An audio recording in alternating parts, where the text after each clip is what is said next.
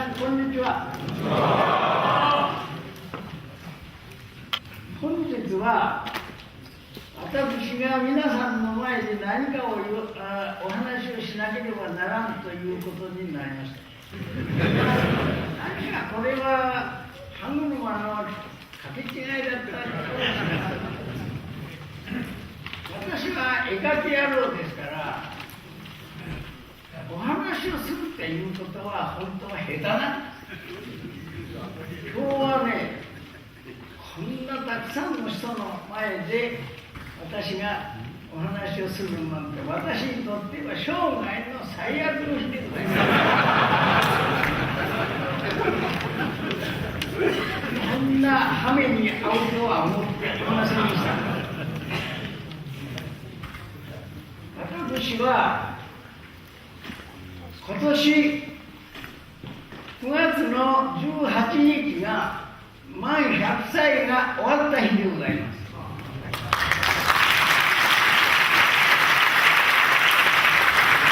本日はそれから37日目でございます。だから101歳に37日食い込んだということでございます。100年ぐらいはちょっとの間です。本当に早いもんです。その100歳になった時のことを私は振り返って今まで何をしていたかということを考えます。そして私の人生を考えてみましたところ、私というものは実に弱い貧弱な何の力もないものだということを知りました。これは私だけではなくて、私を含めて皆さん方も同じことだと思うんです。それは皆さん方がお生まれになる時のことを考えていただければお分かりになると思います。自分には何の力もありません。お生まれになる時に皆さん方産んでいただく親御さんを自分で選定なさったんですか？そんな人誰もないと思います。またその中へ心が入っていこうと思って入っていった人も誰もないと思います。私もそんなことはできません。そのくらい人間というものは何もできないものです。自分では何もできないんです。そういうことを私が今100歳になった時のことを考えたら、そういうことになったんです。そこでそれは人間は皆そういうことだけれども、産んでいただいて育てていただいて、そして時間が経つとそのうちになんかガーというようなものが少し芽生えてきます。そうするとこの体がね、自分のものだと思うようになるんです。そして平気でこれを自分のものとして、人間はそういう習性がありますから、欲しいものに使えばいいと思うようになるんですが、そしてこの体を大変粗末に扱うようになってしまいます。一生それで自分のものだと思って使い果たすんです。これは少し横着だと思いますな。ところがその自分は結局は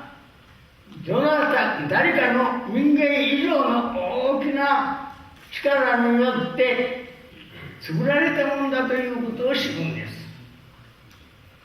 それは誰だというと、これは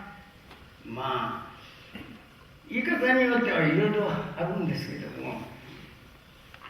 絶対無限だと思います。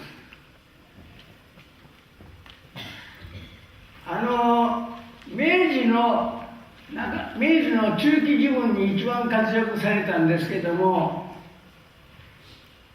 浄土真宗の東本願寺派に清沢万世先生という大鉄がありましてね、その方はお坊さんですからね、仏のことは仏と言うべきだと私は思ったんですけども、その先生は仏と言わないで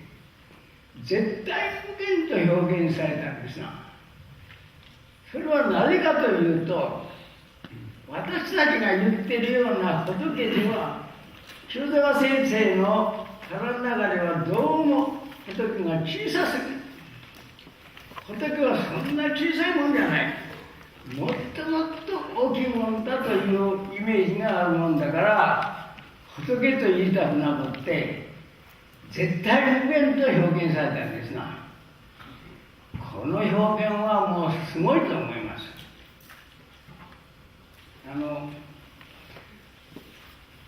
清沢先生がお作りになった文章がありましてね、その文章には、絶対他力の大道というのがある。この文章をある人が私に読んでみようと言って私にくれました。私は実は、私の家は浄土真宗の高田派というところに属していますから、東本願寺派の清沢先生のことにつきましては、私は全然知識がなかったんです。ところがそれを渡されたから、これはよその派のお坊さんはどういう考え方を持っているんだか、いっぱい読んでみようかなと思って興味がありまして読んでみました。そうしたらね、その文章のね、冒頭にね、自己とは正しい、絶対無限の妙有に到着して任務に法にこの厳然の境遇に落在するもの、すなわちこれなという、こういう冒頭にその意気込みがあったんですね。私はびっくりしました。この人は何ということを言う人だ、大変なことを言う人だ。だからこれはどうでも読んでみんなんて言って、ついでにじゃあ続いて読んでしまいました。結構長い文章ですけどもね、それを読んでしまったらね、私はこれは大変だと。これを読んでしまったら私というものが入る場所はちっともないんです。全然私なんか入るところはありません。私なんかをそんならどういうことかというと、私は身も心もこれは軽もんだということになっているんです。だから私はその時にね、そういうことか、我が物と思いしものは我ならで、心も身をも身仏のものと、こういう口が出たんです。だからその文章の終わり、それをちょっと書き込んでおきました。そうしたらしばらくしたらまた口から出た。預かりし者にしあれば我はまた清め撤回さざらなんと、こういうことがまた口から出たから、それも書いておきました。とにかく私は私でないです。これが借り物だった。誰から借りたんだというと、仏から借りたんだということになってます。ね、これはしかしありがたいことです。他の人から借りたんなら大変だけどもね、仏から借りたんですからね、これは儲けもんですから。しかしその時に思いました。私の体がね、仏の分身だという、これはすごいことですよ。